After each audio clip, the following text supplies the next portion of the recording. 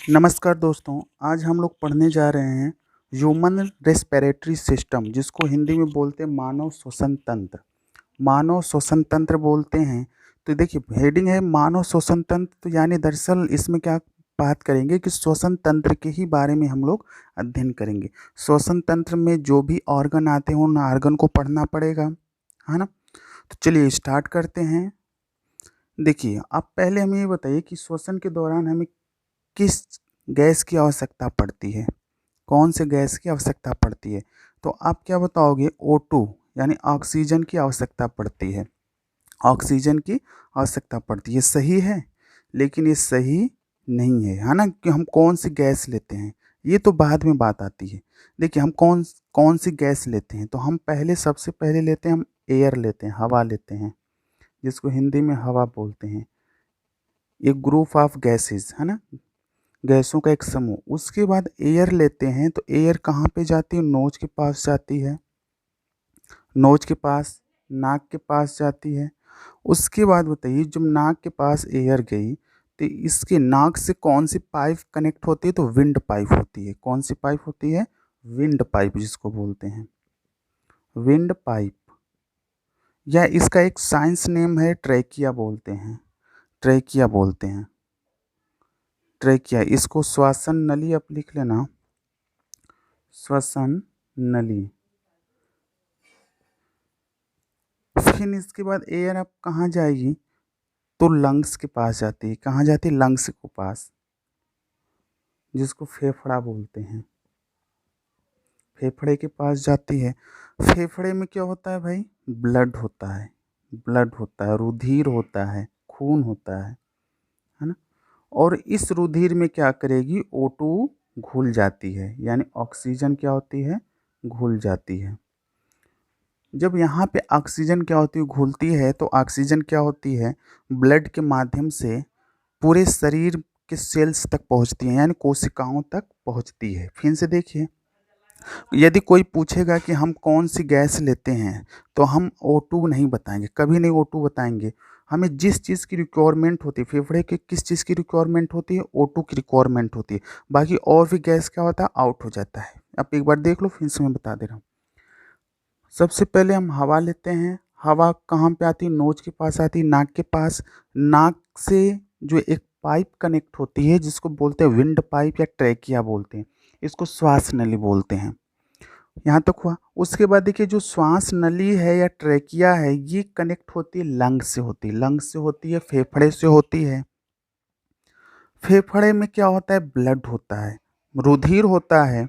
और इस रुधिर में क्या होता है? O2 क्या होता है? घुल जाती है। और जब O2 घुलेगी तो पूरे सेल्स, शरीर के जितने भी पार्ट हैं, सेल्स हैं, वहाँ तक पहुँचाती है।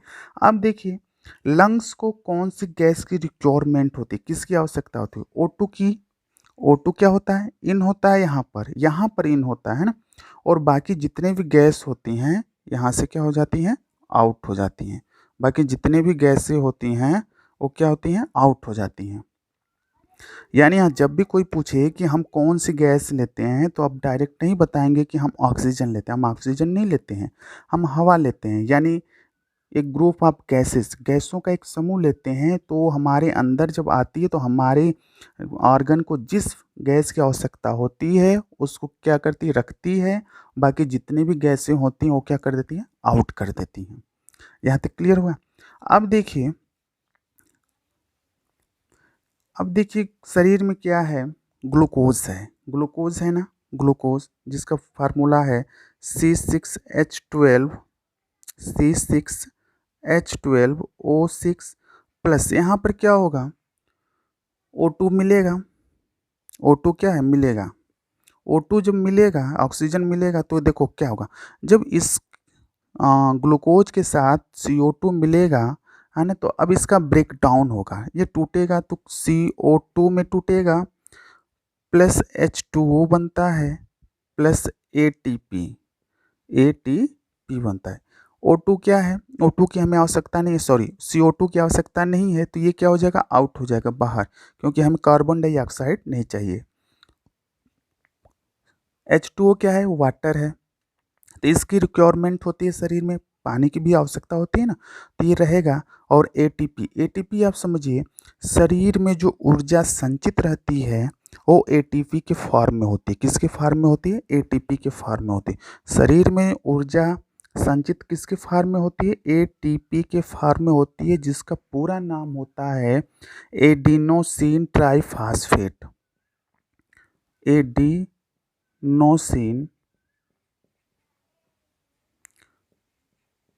ट्राइफॉस्फेट। पूछता है कि शरीर में कौन से फॉर्म में ऊर्जा संचित रहती है, तो आप क्या बताओगे? एटीपी के रूप में रहती है ना।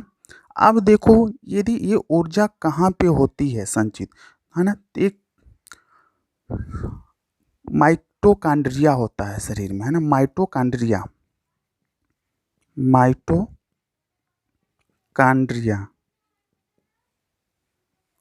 माइटोकॉन्ड्रिया में जो होता है, यह ऊर्जा क्या होती है? संचित होती है। क्या होती है? संचित रहती है, संरक्षित रहती है। यानी इसी कारण क्या बोलते हैं? माइटोकॉन्ड्रिया को क्या बोलते हैं? वो कोशिका का ऊर्जा घर बोलते हैं। क्या बोलते हैं? कोशिका का। ये कोशिका के अंदर पाया जाता है माइटोकॉन्ड्रिया, याद रखिए, कोशिका का ऊर्जा घर। ये प्रश्न बहुत ही इम्पोर्टेंट है, ये वेरी वेरी इम्पोर्टेंट, आप कर लेना। कोशिका का ऊर्जा घर किसको बोलते हैं? है ना, पावर हाउस ऑफ सेल्स, है ना, पावर हाउस ऑफ सेल्स किसको बोलते हैं? तो आप क्या बोलोगे? माइटोकॉन्ड्रिया को बोलते हैं, माइटोकॉन्ड्रिया को बोलते हैं। फिर से देखिए, हम क्या लेते हैं शरीर, मतलब हमें किस चीज़ की आवश्यकता होती है? हवा की। तो हवा क्या होता है? नोज से आता है। नोज में क्या होता है? विंड पाइप कनेक्ट होता है, और ट्रैकिया होता है। एक ही नाम है, साइंस नेम है। अब देखो, ट्रैकिया किससे कनेक्ट होता है? लंग से होता है, फेफड़े से होता है। फेफड़े में क्या पाया जाता है? ब्लड पाया जाता है। ब्लड में क्या होता है? O2 घुलेगा, और फिर क्या करेगा वो? शरीर के अन्य कोशिकाओं तक पहुंचाएगा, है ना। तो देखिए, ब्लड में क्या है? ये पाया जाता है, ग्लूकोज पाया जाता है, C6H12O6 प्लस O2। जब इसका ब्रेक डाउन होगा तो CO2 की कोई रिक्वायरमेंट शरीर में है नहीं, है ना, CO2 शरीर में नहीं चाहिए, तो इसको आउट हो जाता है। H2O की आवश्यकता है, वाटर की आवश्यकता होती है, ATP की आवश्यकता होती है ना। अब देखो, ATP का पूरा नाम एडिनोसिन ट्राइफॉस्फेट आप बोलोगे। यह कहाँ संचित रहती है ना, शरीर में ऊर्जा किसके फॉर्म में रहती है? तो आप बताना हमेशा ATP, एडिनोसिन ट्राइफॉस्फेट के रूप में रहती है। अब देखो, ये कौन सी जगह पर होती है? तो कोशिका के अंदर एक पार्ट है माइटोकॉन्ड्रिया, वहाँ पे संचित रहती है, और इसी कारण कोशिका का ऊर्जा घर बोलते हैं, या पावर हाउस ऑफ सेल्स बोलते हैं। यहाँ तक क्लियर हुआ? यहाँ तक हुआ ना। चलिए आगे आपको बताते हैं टाइप ऑफ रेस्पिरेशन, है ना, type of respiration. Type of respiration देख लो, या रिस्पायरेशन भी बोलते हैं ना, ये यानी हिंदी में बोलते हैं श्वसन के प्रकार। श्वसन के प्रकार।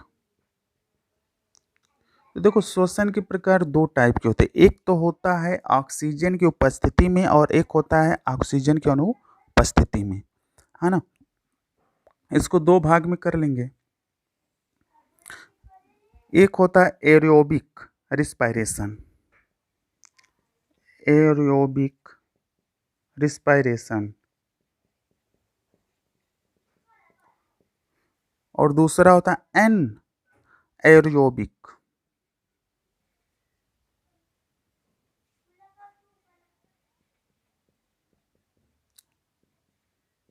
रिस्पायरेशन, है ना। यानी जो ऑक्सीजन की उपस्थिति में होता है, ऑक्सीजन की उपस्थिति में होता है श्वसन,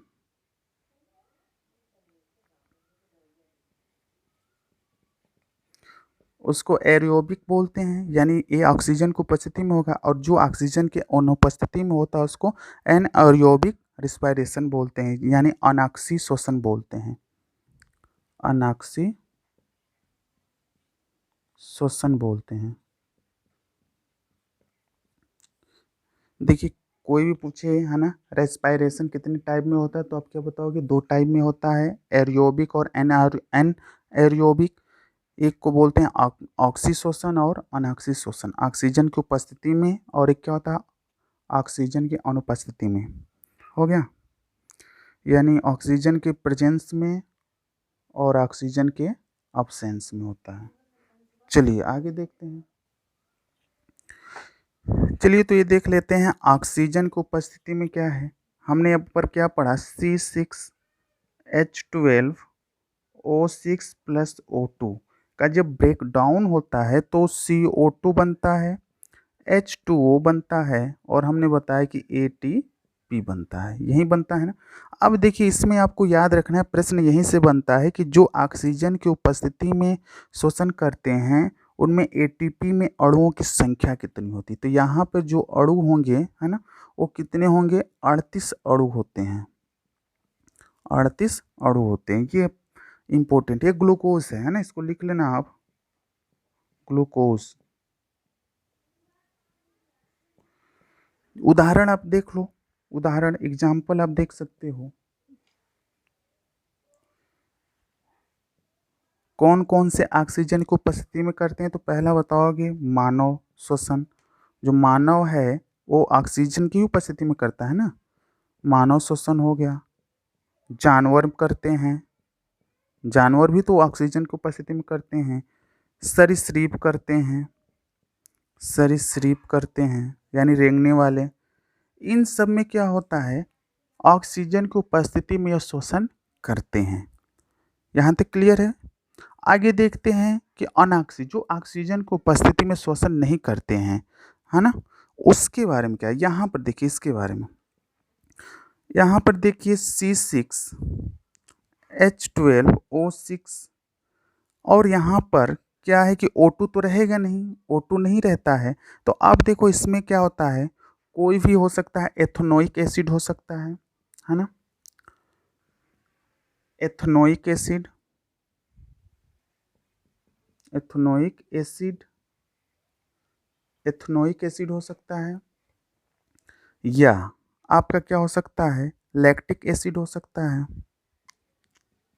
लैक्टिक एसिड हो सकता है, या आपका हो सकता है मेथनोइक एसिड हो सकता है, मेथनोइक एसिड हो सकता है। अब जब ये क्या है, ये तीनों क्या करेगा, जब CO2, भाई ये तो बनेगा, जब इसका ब्रेक डाउन होगा तो या तो एथनोइक एसिड, या तो लैक्टिक एसिड, या तो मेथनोइक एसिड बनेगा, प्लस CO2 बनेगा। अब प्लस क्या बनता है, ATP। तो यहाँ से यह इंपॉर्टेंट है कि जो अनाक्सी शोषण में क्रिया करते हैं वहाँ जो ATP के जो अणु होते हैं वो कितने होते हैं, तो 2 अणु होते हैं, याद रखिएगा 2 अणु होते हैं, और यही यहाँ पर इंपॉर्टेंट बनता है, और यहाँ पर ये इंपॉर्टेंट है ना। अब इसका उदाहरण आप देख लो कौन कौन सा आएगा, इसका उदाहरण आप देखोगे, इसका उदाहरण यहाँ पे मैं कर दे रहा हूँ, आप कर लो यहाँ पर, इसका एग्जाम्पल यहाँ पे कर लो आप। जैसे एक कोशिकीय जीव इसके अंतर्गत आते हैं, कौन आता है, एक कोशिकीय जीव, एक कोशिकीय जीव, एक कोशिकीय जीव आते हैं, जीवाणु आते हैं, हो गया, कवक आएंगे, विषाणु आते हैं। जो एक कोशिकीय जीव होते हैं वो क्या करते हैं, वो ऑक्सीजन नहीं भी रहता है तब भी वो क्या करते हैं, अनाक्सी श्वसन की क्रिया करते रहते हैं, यानी ऑक्सीजन की अनुपस्थिति में भी वो क्या करते हैं, श्वसन करते रहते हैं। क्लियर हुआ यहाँ तक, देख लीजिएगा, है ना। अब देखिए जो परीक्षाओं में प्रश्न बनते हैं जो बहुत ही महत्वपूर्ण है उसके बारे में देख लेते हैं। पूछता है कि फेफड़े से कौन शोषण करता है, गिल्स से कौन करता है, स्किन से कौन करता है। तो यहाँ से बहुत ही महत्वपूर्ण प्रश्न बनते हैं, तो उसको देख लेते हैं। आप लिख लेना फुसफुस या फेफड़ा, एक ही है ना। फुफ्फुस बोलते हैं, फुफ्फुस, या इसी को फेफड़ा बोलते हैं, फेफड़े से शोषण करने वाले।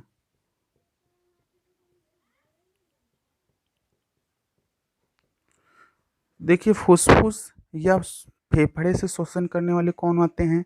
तो आप क्या बताओगे? जानवर होते हैं,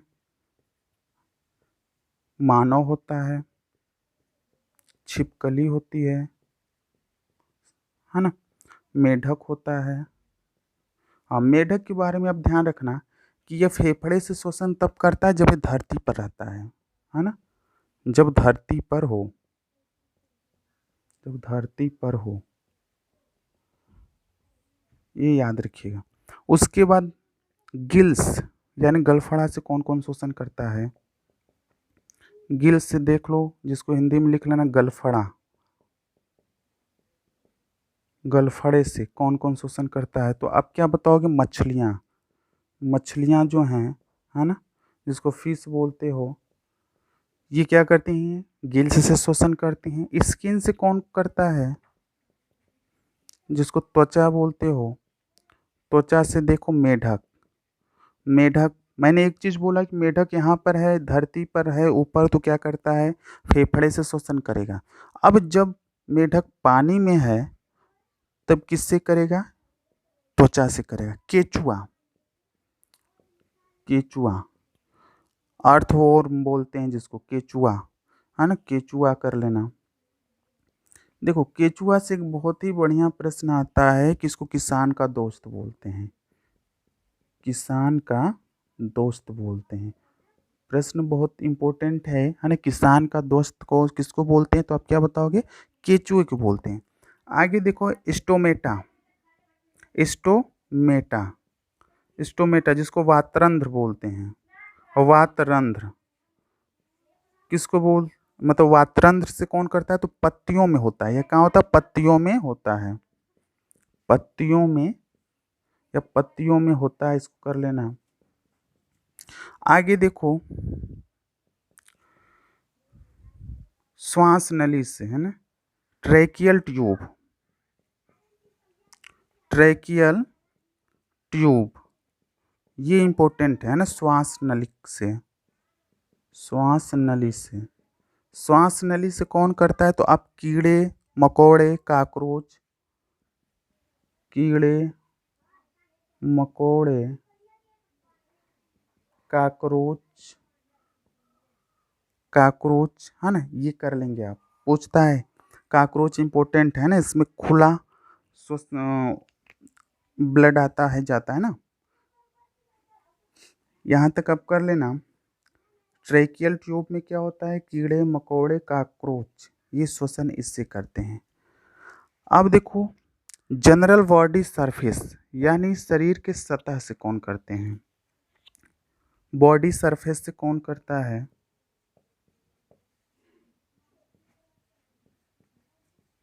जिसको शरीर की सतह से बोल सकते हैं, शरीर की सतह से। तो क्या बताओगे आप? एक कोशिकीय जीव, एक कोशिकीय, कोशिकीय जीव, ये सब बहुत महत्वपूर्ण चल रहा है, याद रखिएगा, है ना? ये कोशिकीय जीव, इतना आप याद कर लो, इसमें से प्रश्न जरूर फंस जाएगा। चलिए आगे हम बात करते हैं, इसको मिटाते हैं, आगे चलते हैं हम। आगे देखिए नोजल हेयर्स, नोजल हेयर्स, इसका बताइए क्या होता है? नोजल हेयर मतलब नाक के बाल। क्या होता है? नाक के बाल। इसका काम क्या होता है? कोई बताए? नाक के बाल। देखो इसको साइंस नेम, है ना, या इसको साइंस की भाषा में क्या बोलते हैं? सीलिया बोलते हैं। साइंस के लैंग्वेज में क्या बोलते हैं? सीलिया बोलते हैं। सीलिया इसको बोलते हैं, सीलिया। इसका काम क्या होता है? इस सीलिया का काम क्या होता है कि हवा को छानने का काम करता है ना? एज ए फिल्टर का काम करता है, हवा को छानने का काम, हवा को छानने का काम। हवा को छानने का काम कौन करता है? सीलिया करता है। यानी सीलिया को क्या बोलते हैं? नोजल हेयर बोलते हैं। ये साइंस लैंग्वेज है। आगे देखो nozzle water, nozzle water, nozzle water इसको साइंस नेम क्या बोलते हैं, म्यूकस बोलते हैं। क्या बोलते हैं, म्यूकस, जिसको श्लेष्मा बोलते हैं, श्लेष्मा, श्लेष्मा बोलते हैं। यहाँ तक होगा। चलिए आगे फिर चलते हैं। आगे देखिए फेरिंस, फेरिंस है ना, फेरिंस, जिसको ग्रासनली बोलते हैं, ग्रासनी बोलते हैं, ग्रसनी कर लो, ग्रसनी, फेरिंस बोलते हैं इसको। अब देखो इसका मतलब क्या होता है, फेरिंस का मतलब क्या होता है। जहाँ पर विंड पाइप, गले की बात हो रही है ना, गले में फेरिंस पाया जाता है। जहाँ पर विंड पाइप और फूड पाइप मिलते हैं तो उस वाले एरियो को क्या बोलते हैं, फेरिंस बोलते हैं। और फेरिंस करता क्या है बताओ, ये विंड पाइप और फूड पाइप को अलग करता है। ये विंड पाइप और फूड पाइप को अलग करता है। जैसे देखो ये नाक वाला भाग है, नाक से एयर ले रहे हैं, हो गया। अब देखो और ये माउथ वाला भाग है, ये मुंह वाला भाग है, ये नोज वाला भाग है और ये माउथ वाला भाग है। तो अब देखो यहाँ से एयर आ रहा है, यहाँ से क्या जा रहा है, फूड जा रहा है। तो यहाँ पे क्या है, ये ग्रसनी पाई जाती है, ये ग्रसनी यहीं पे पाई जाती है। ग्रसनी ये करती क्या है, फेरिंस या ग्रसनी, ये फूड पाइप और विंड पाइप को अलग करती है। यहाँ पर इसका काम क्या है कि फूड पाइप और विंड पाइप को अलग करती है, अलग करती है। क्यों, क्योंकि ये आप देखो जब आप हवा लोगे तो ये अलग पाइप में जाएगा, ऐसा नहीं कि ये खाने वाले पाइप में ही जाएगा, क्योंकि यहाँ पे दो पाइप पाई जाती हैं। तो यहाँ से क्या करता है, यह अलग करता है। कौन अलग करता है, या तो प्रश्न ऐसा बने कि जहाँ पे फूड पाइप और नोज पाइप आपस में मिलते हुए प्रतीत होते हैं तो उस वाले भाग को क्या बोलते हैं, फेरिंस बोलते हैं। या तो फूड पाइप और नोज पाइप कहाँ पे अलग होते हैं, तो अब क्या बताओगे, फेरिंस बोलोगे, यानी ग्रसनी बोलोगे। यहाँ तक हुआ क्लियर। चलो आगे इस देखो, ये चीज़ याद रखना है ना। आगे चलिए, चलिए आगे देखिए, एपिग्लोटिस, इसको बोलते हैं एपिग्लोटिस बोलते हैं, या हिंदी में इसको बोलते हैं घाटी का ढक्कन, घाटी का ढक्कन। देखिए ये होता क्या है, मैं बहुत बता रहा हूँ आराम से, उसको ध्यान से सुनिए। इसको क्या बोलते हैं, देखिए हमारे गले में दो पाइप होती हैं, है ना, दो पाइप होती हैं। एक का नाम होता है फूड पाइप, एक का नाम होता है विंड पाइप होती हैं। ये दोनों पाइप देखो ध्यान से, ये ढक्कन है आपका, जिसको एपिग्लोटिस बोलते हैं। क्या बोलते हैं, एपिग्लोटिस बोलते हैं। यह ढक्कन है, यह मसल्स की बहुत पतली मसल्स की ढक्कन होता है ना, झिल्ली नुमा होती है। अब देखो ये वाला भाग किससे कनेक्ट होता है, तो आप क्या बोलोगे, नोज से। किससे होता है, नोज से होता है। और ये वाला किससे कनेक्ट होता है, तो माउथ से बोलोगे। किससे होता है, माउथ से होता है। तो अब देखो ये तो कनेक्ट हो गया, एक नोज से हो गया, एक माउथ से हो गया। तो इसका काम क्या होता है, एपिग्लोटिस का काम क्या है, इसी को एपिग्लोटिस बोलते हैं। एपिग्लोटिस, एपिग्लोटिस इसी को बोलते हैं, ये ढक्कन है। अब देखो जब आप क्या करोगे, खाना खाते हो, जब आप खाना खाओगे तो खाना जब आप खाओगे तो इधर वाला भाग क्या होता है, ये हल्का सा ऊपर उठ जाएगा, ऐसे ऊपर उठ जाएगा, तो ये वाला भाग खाली हो जाएगा।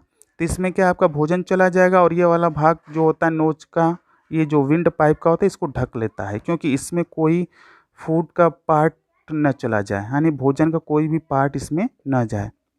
तो इसलिए क्या होगा, ये ढक लेगा। जब आप श्वास लोगे तो क्या होता है कि ये ढक्कन इस साइड खुलेगा, और क्या होगा, ये फूड पाइप को ढक लेगा, और इधर वाला भाग क्या हो जाएगा, उठ जाता है ऊपर। तो क्या होगा, हवा आराम से क्या हो जाएगी, अंदर आ जाएगी।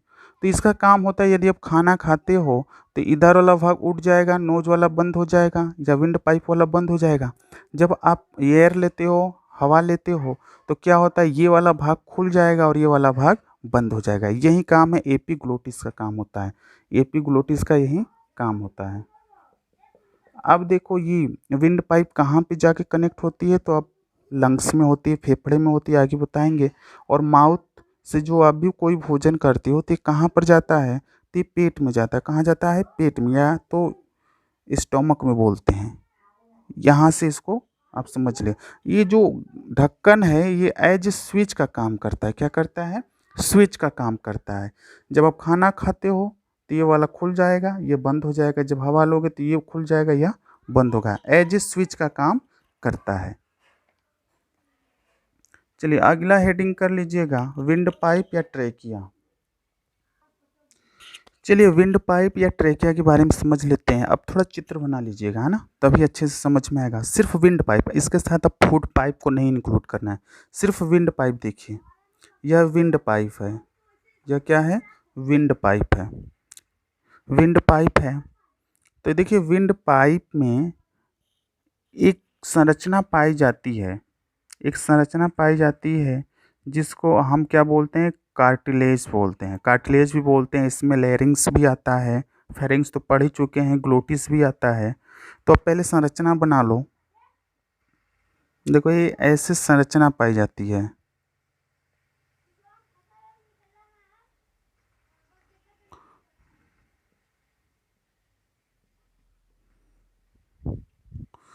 इसके ऊपर ये ग्लोटिस होता है, ये ग्लोटिस होता है। इसका काम बताएंगे, अभी अब बना लो।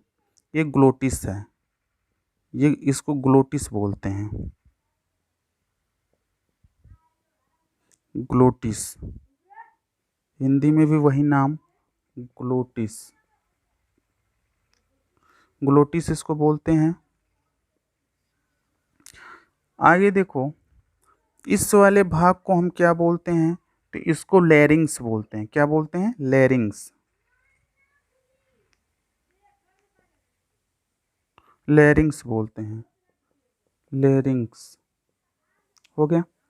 अब देखो इसके सुरक्षा के लिए चारों तरफ एक पतली झिल्ली लगी होती है, मसल्स की एक पतली झिल्ली होती है, जिसको हम लोग कार्टिलेज बोलते हैं। क्या बोलते हैं, मांसपेशियों की बनी होती है, जिसको कार्टिलेज बोलते हैं, कार्टिलेज, कार्टिलेज बोलते हैं। हिंदी में उपास्थि बोलते हैं, उपास्थि बोलते हैं। कार्टिलेज का जो साइंस नेम है ना, साइंस नेम, इसको बोलते हैं एडम्स एप्पल बोलते हैं, एडम एप्पल, एडम एप्पल्स बोलते हैं। यह केवल नर में पाया जाता है, यह केवल नर पुरुष में पाया जाता है, सिर्फ पुरुषों में पाया जाता है, केवल पुरुष में पाया जाता है, पुरुष में पाया जाता है। देखिए ये देखोगे गला में, जब देखोगे तो गला में थोड़ा सा बाहर निकला होता है ना, इसी को क्या बोलते हैं, एडम्स एप्पल बोलते हैं। ये गले में देखोगे अब थोड़ा सा बाहर निकला होता है, इसी को क्या बोलते हैं, कार्टिलेज बोलते हैं, या एडम्स एप्पल बोलते हैं, है ना। इसी से आवाज़ क्या होती है, मोटी पतली होती है। आगे देखो यहाँ पर ये लैरिंग्स क्या है, लैरिंग्स। तो लैरिंग्स के अंतर्गत, लैरिंग्स के अंतर्गत क्या होता है आपका, वॉइस बॉक्स पाया जाता है, वॉइस बॉक्स पाया जाता है, वॉइस बॉक्स पाया जाता है, यानी जिसको हिंदी में बोलते हैं स्वर यंत्र बोलते हैं, स्वर यंत्र बोलते हैं, स्वर यंत्र पाया जाता है। अब देखो इस स्वर यंत्र के अंदर क्या पाया जाता है, ओकल कॉर्ड्स पाया जाता है। ओकल कॉर्ड्स यानी पतली झिल्ली होती है, ओकल कॉर्ड्स पाया जाता है। अब हिंदी में भी सेम नाम है, ओकल कॉर्ड्स, स्वर रज्जु जिसको बोलते हैं, स्वर रज्जु, स्वर रज्जु। और जब ये स्वर रज्जु क्या होता है, वाइब्रेट होता है, जब ये क्या होता है, हवा से वाइब्रेट होता है, वाइब्रेट होता है, तो क्या बनता है, साउंड बनता है, साउंड बनता है। अब देखो यही काम ध्यान से देखो। अब ग्लोटिस का काम क्या है, ग्लोटिस का काम क्या है, यहाँ पे मैं लिख दे रहा हूँ। ग्लोटिस का काम आप देख लो यहाँ से। ग्लोटिस का अब काम क्या है कि वायु को अंदर भेजना और आवाज़ को बाहर निकालना, यही काम होता है। ग्लोटिस का काम क्या होता है, वायु को अंदर भेजना और आवाज़ को बाहर निकालना यही काम होता है। इसको आप समझ जाइए। वे विंड पाइप में पूरे के पूरे फिट होते हैं, है ना। देखो विंड पाइप में क्या पाया जाता है, ग्लोटिस पाया जाता है। ग्लोटिस क्या करता है, वायु को अंदर भेजता है और जो आवाज़ बनती है उसको बाहर निकालता है। लैरिंग्स एक बॉक्स होता है ना। इस वाले बॉक्स वाले भाग में एक और बॉक्स पाया जाता है जिसको बोलते हैं वॉइस बॉक्स बोलते हैं या स्वर यंत्र बोलते हैं। और इस स्वर यंत्र में होता है क्या, वोकल कॉर्ड्स पाए जाते हैं, स्वर रज्जु पाए जाते हैं। जब ये स्वर रज्जु क्या होते हैं, जब हवा हम लेते हैं अंदर तो ये वाइब्रेट होते हैं। जब वाइब्रेट होते हैं तब साउंड बनता है और उसी को हम क्या करते हैं, बाहर मतलब बोलते हैं, उसी से ही बोलते हैं। अगर ये वोकल कॉर्ड्स खराब हो जाएगा या तो ये वॉइस बॉक्स खराब हो जाएगा तो हम बोल नहीं पाए जाते हैं। तो यही कारण है ना, जो गूंगे लोग होते हैं उसमें वॉइस बॉक्स नहीं होता है। अगर वॉइस बॉक्स होगा तो क्या होगा, वोकल कॉर्ड्स नहीं होता है, और वोकल कॉर्ड्स नहीं होगा तो वाइब्रेट होगा नहीं, तो साउंड नहीं बनता है। अब देखो ग्लोटिस का काम हमें क्या बताया कि ग्लोटिस क्या करता है, जो साउंड होता है उसको बाहर निकालता है और हवा को अंदर करता है। विंड पाइप है यही काम है। कार्टिलेज क्या होता है, कार्टिलेज क्या होती है, इनकी सुरक्षा के लिए चारों तरफ एक पतली सी है ना झिल्ली होती है जिसको उपास्थि बोलते हैं। साइंस नेम एडम एपल्स होता है। यह केवल पुरुषों में पाया जाता है। जब देखोगे आदमी लोग में तो ये बाहर गले में थोड़ा सा निकला होता है ना। यहाँ तक क्लियर हुआ। चलिए अगले वीडियो में हम बनाते हैं आपको लंग्स के, फेफड़े के बारे में पढ़ाते हैं। धन्यवाद। वीडियो अच्छा लगे तो लाइक करें और प्लीज़ सब्सक्राइब करें।